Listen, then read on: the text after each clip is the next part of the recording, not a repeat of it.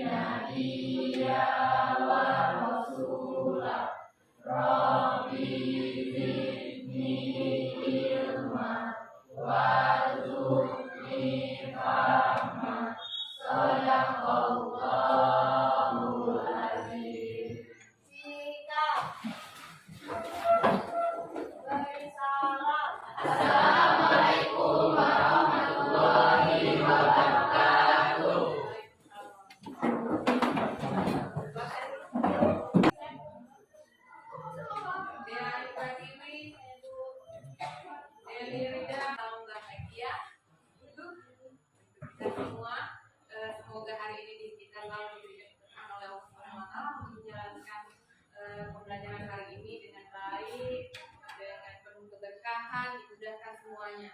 Apa kata?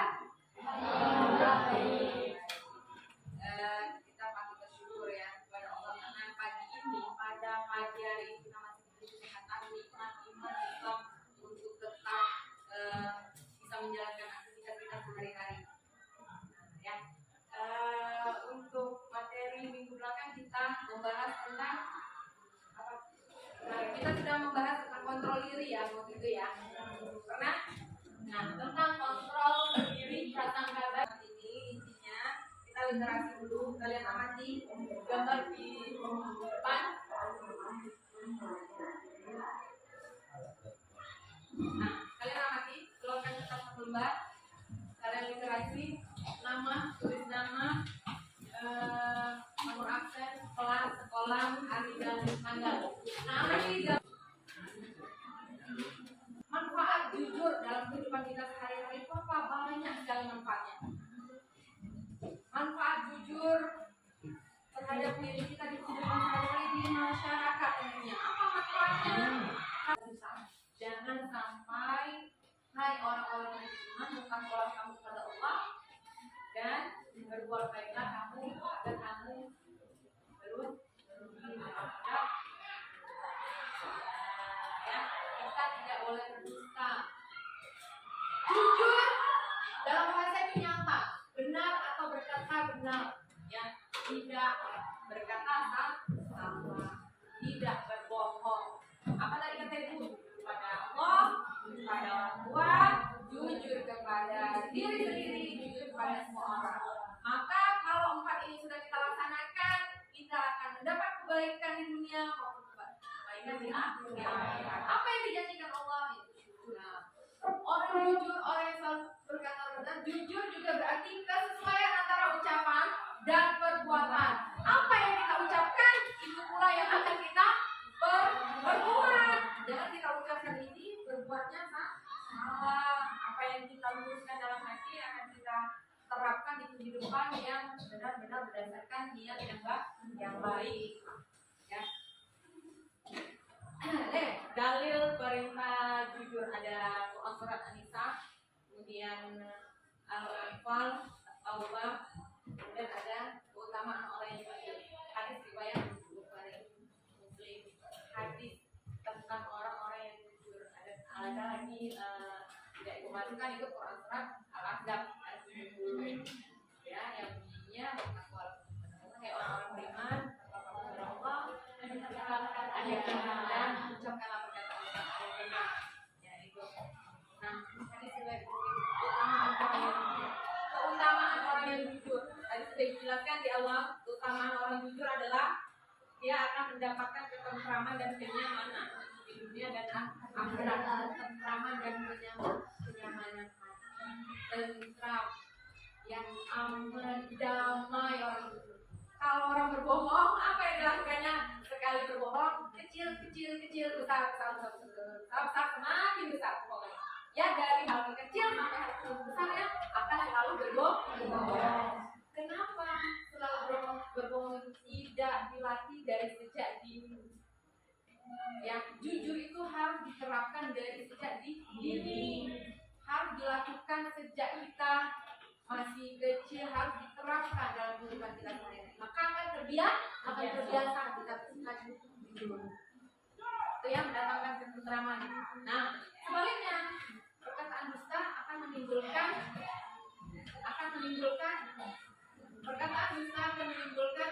perselisihan, keresahan, kemudian dan permusuhan.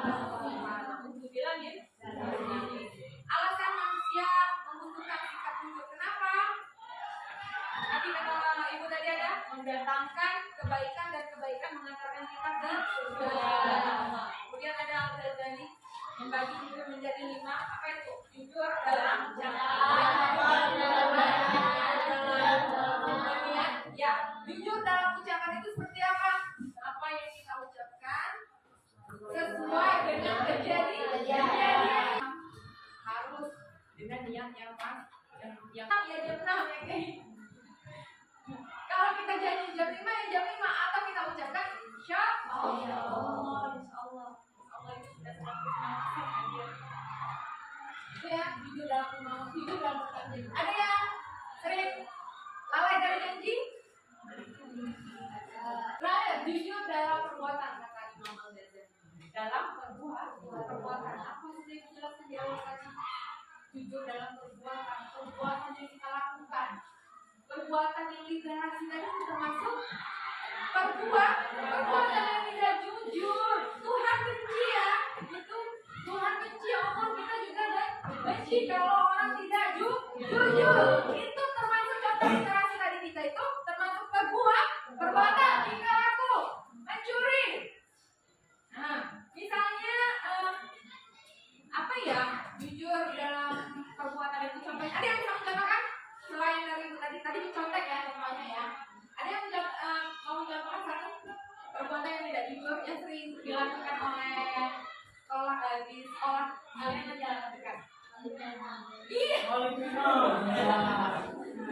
Mencuri pengen. Nah itu salah satu perbuatan.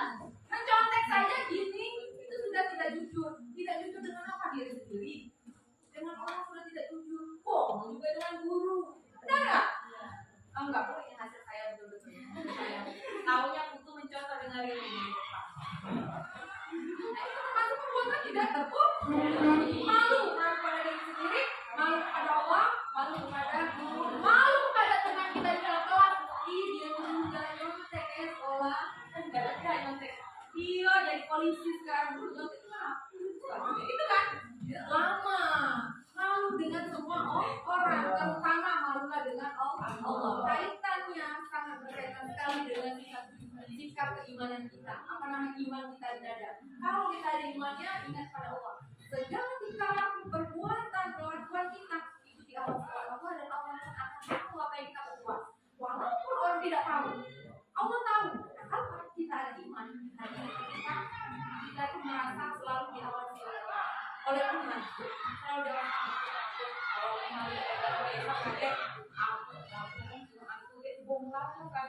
ada kalanya suatu saat ini nanti akan terbuka ketika ini kita akan malu. Sebelum terjadinya hal-hal seperti itu, maka terutama sekali adalah jujurlah pada diri sendiri dan jujurlah pada Allah. Takut akan Allah, menumbuhkan iman dalam iman. Kita ini semuanya punya iman. Nah itu ya, ini kata menurut Imam Al-Ghazali. Masuk semua di dalam ruang lingkup, semua masuk. Alasan manusia menentukan sikap jujur. Ya, nah ini cara membiasakan sikap jujur. Bu, aku tuh bu kurang terbiasa jujur. Memang tidak dilatih dari sedari ini. Seharusnya kita harus sedari kecil itu bersikap jujur. Kita beriman, pasti kita beramal soleh. Kita beriman, pasti kita ibadah kepada Allah. Takut akan Allah. Orang tidak bisa melihat, tapi Allah bisa melihat apa yang kita lakukan. Sikap jujur sangat berkaitan dengan keimanan, merupakan pancaran perilaku umat Islam yang beriman. Tuh, contohnya ada gambarnya. Bersikap jujurlah ketika mengerjakan soal ujian. Nanti kalau ujian jangan contekan ya. Siap? Siap. Kita nyontek ini, mama. A, B, C, D. Yang mencontek dosa, yang mencontek juga dosa. Yang benar itu seperti apa? Mengajari ketika saat belajar, bukan memberikan jawaban. Nah, oke. Dah ya. Tidak ada lagi apa namanya tuh materinya. Ini yang ibu jelaskan ini tentang manfaat kejujuran, baik di kehidupan kita sendiri, masyarakat, orang lain dan Allah, diri kita sendiri pertama. Oke, ada yang mau ditanyakan sebelum kita sebelum kita tugas ya, apa namanya evaluasi tugasan sebelum kasih tugas. Ada yang mau ditanyakan? Ya, Kaisa. Assalamualaikum warahmatullahi wabarakatuh. Baiklah, mengapa kejujuran itu harus ditegakkan dan apa hukuman bagi orang yang tidak menegakkan kejujuran? Iya. Oke. Terima kasih. Assalamualaikum warahmatullahi wabarakatuh. Waalaikumsalam warahmatullahi wabarakatuh. Ya. Sebelum ibu menjawab, ada yang mau menjawab? Ada yang bisa menjawab teman-teman?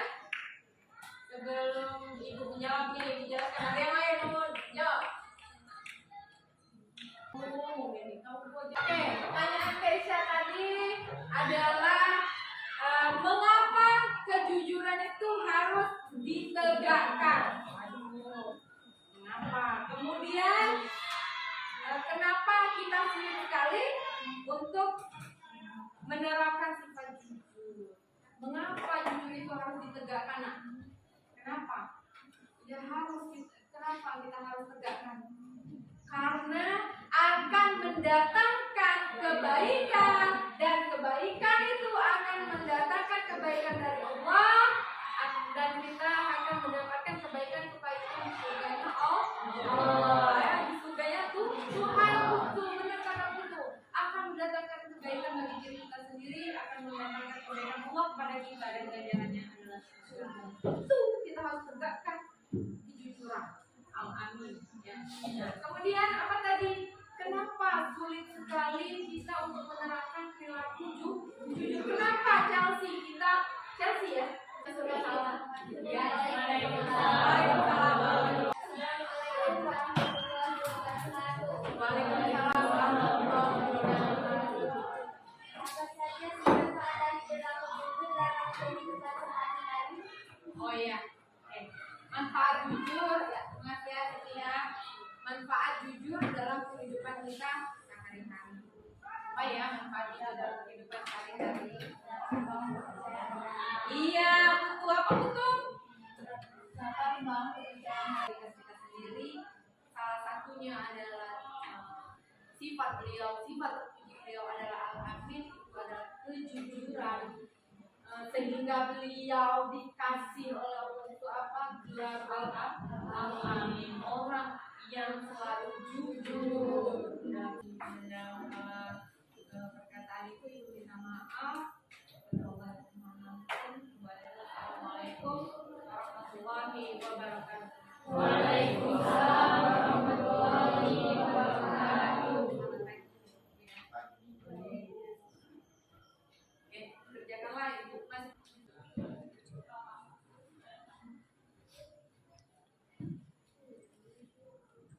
Silakan berdoa. Baca doa.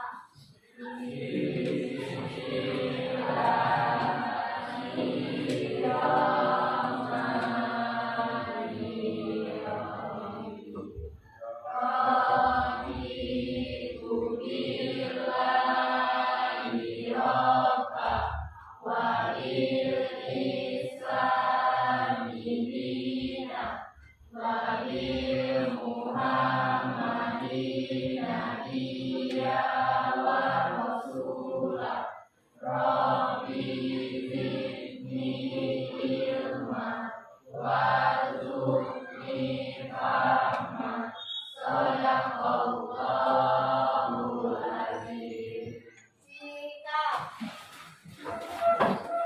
bersalam. Assalamualaikum warahmatullahi wabarakatuh.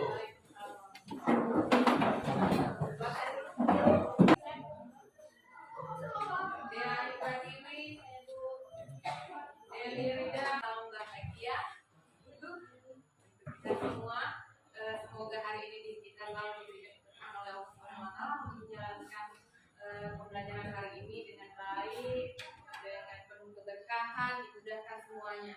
Apa kabar? Baik. Kita patut bersyukur ya kepada Allah karena pagi ini, pada pagi hari ini kita masih diberi kesehatan, nikmat iman Islam untuk tetap bisa menjalankan aktivitas kita sehari-hari. Ya. Untuk materi minggu belakang kita membahas tentang apa? Nah, kita sudah membahas tentang kontrol diri ya waktu itu ya. Pernah? Nah, tentang kontrol diri prasangka baik ini intinya kita literasi dulu. Kalian amati gambar di depan. Nah, kalian amati, keluarkan kertas lembar. Kalian literasi nama, tulis nama, nomor absen, kelas, sekolah, hari dan tanggal. Nah, amati manfaat jujur dalam kehidupan kita sehari-hari itu apa? Banyak sekali manfaatnya.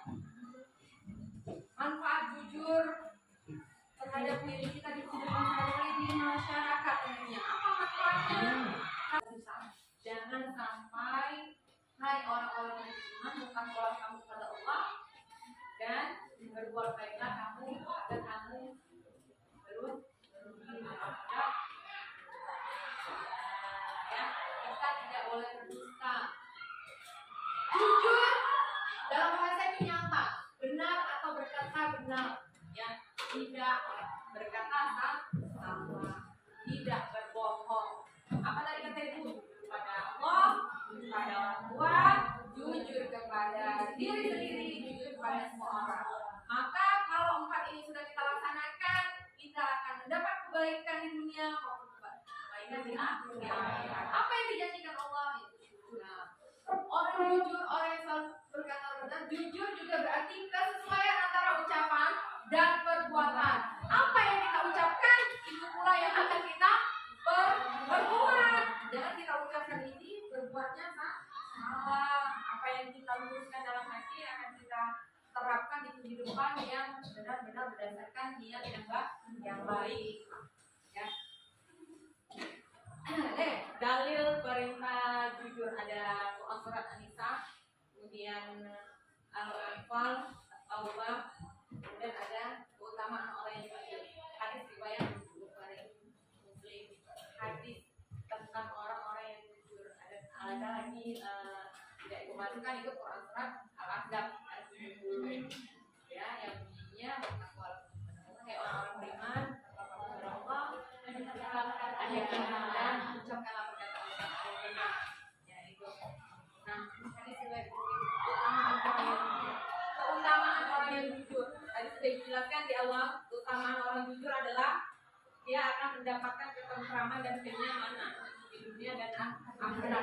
Ketentraman dan kenyamanan, tentram, yang aman, damai orang jujur. Kalau orang berbohong, apa yang dilakukannya? Sekali berbohong, kecil, besar, semakin besar pokoknya. Ya dari hal kecil sampai hal besar ya akan selalu berbohong. Kenapa selalu berbohong itu tidak dilatih dari sejak dini? Ya, jujur itu harus diterapkan dari sejak dini. Harus dilakukan sejak kita masih kecil, harus diterapkan dalam kehidupan kita sehari-hari. Maka akan terbiasa kita jujur. Itu yang mendatangkan ketentraman. Nah, sebaliknya perkataan dusta akan menimbulkan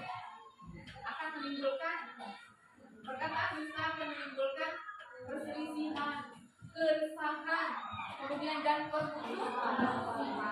Bilang ya.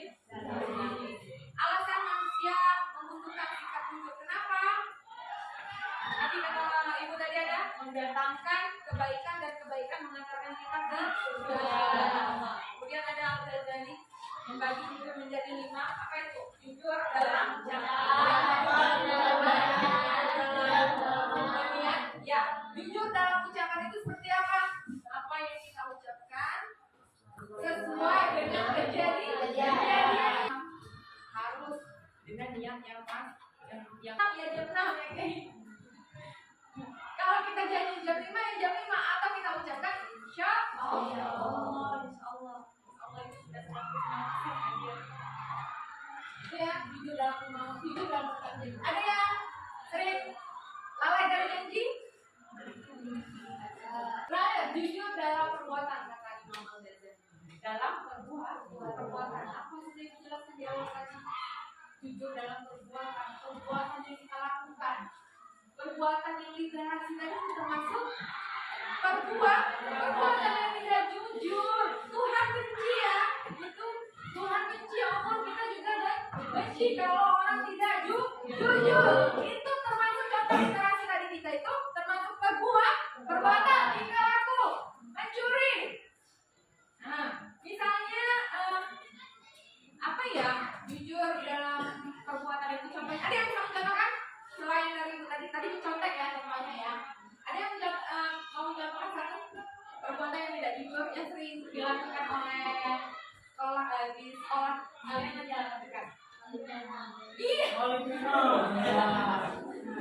Mencuri pena. Nah itu salah satu perbuatan. Mencontek saja gini itu sudah tidak jujur. Tidak jujur dengan apa? Diri sendiri. Dengan orang sudah tidak jujur. Bohong juga dengan guru. Benar nggak? Enggak, boleh ini hasil saya betul-betul. Saya tahunya butuh mencontoh dengan ini. Nah itu termasuk perbuatan tidak terpuji. Malu kepada diri sendiri, malu kepada Allah, malu kepada guru, malu kepada teman kita di dalam kelas. Dia juga nyontek sekolah, enggak ada nyontek. Dia jadi polisi sekarang, dulu nyontek itu kan lama. Malu dengan semua orang, terutama malulah dengan Allah. Kaitannya sangat berkaitan sekali dengan sikap keimanan kita. Apa namanya iman kita di dada? Kalau kita ada imannya, ingat pada Allah.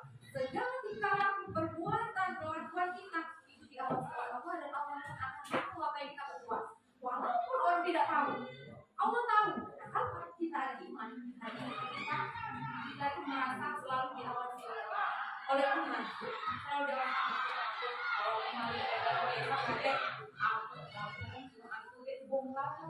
Ada kalanya suatu saat ini nanti akan terbuka ketika kita akan malu. Sebelum terjadinya hal-hal seperti itu, maka terutama sekali adalah jujurlah pada diri sendiri dan jujurlah pada Allah.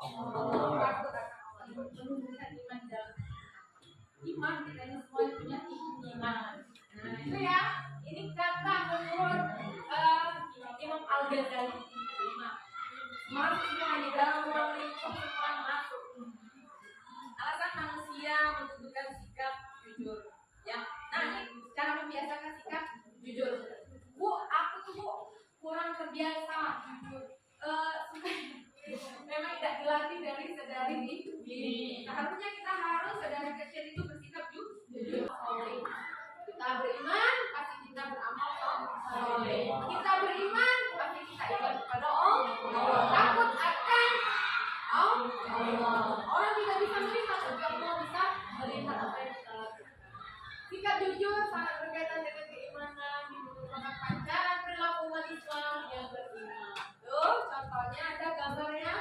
bersikap jujurlah ketika mengerjakan soal ujian. Nanti kalau ujian jangan contekan ya. Siap? Kita kayak nyontek ini. A, B, C, D. Yang mencontek dosa, yang mencontek juga dosa. Yang benar itu seperti apa? Mengajari ketika saat belajar, bukan memberikan jawaban. Nah, oke. Dah ya. Tidak ada lagi apa namanya tuh materinya. Ini yang ibu jelaskan ini tentang manfaat kejujuran, baik di kehidupan kita sendiri, masyarakat, orang lain, dan Allah sendiri, kita sendiri pertama. Oke, ada yang mau ditanyakan sebelum kita sebelum kita tugas ya, apa namanya evaluasi tugasan sebelum kasih tugas, ada yang mau ditanyakan? Ya, Kaisa. Assalamualaikum warahmatullahi wabarakatuh. Baiklah, mengapa kejujuran itu harus ditegakkan dan apa hukuman bagi orang yang tidak menegakkan kejujuran? Iya. Oke. Terima kasih. Assalamualaikum warahmatullahi wabarakatuh. Waalaikumsalam warahmatullahi wabarakatuh. Ya. Sebelum Ibu menjawab, ada yang mau menjawab? Ada yang bisa menjawab, teman-teman? Sebelum Ibu menjawab nih, dijelaskan. Ada yang lain mau jawab? Oke, pertanyaan Keisha tadi adalah mengapa kejujuran itu harus ditegakkan? Kenapa? Kemudian kenapa kita sulit sekali untuk menerapkan sifat jujur? Mengapa jujur itu harus ditegakkan? Nah, kenapa? Ya kenapa kita harus tegakkan? Karena akan mendatangkan kebaikan, dan kebaikan itu akan mendatangkan kebaikan dari Allah, dan kita akan mendapatkan kebaikan di surganya Allah. Di surganya tuh Tuhan betul, benar kata betul, akan mendatangkan kebaikan bagi diri kita sendiri, akan mendatangkan kebaikan Allah kepada kita, dan ganjarannya adalah surga. Itu kita harus tegakkan kejujuran. Amin. Ya. Kemudian apa tadi? Kenapa sulit sekali kita untuk menerapkan perilaku jujur? Kenapa Chelsea ya? Sudah salah. Ya, Waalaikumsalam.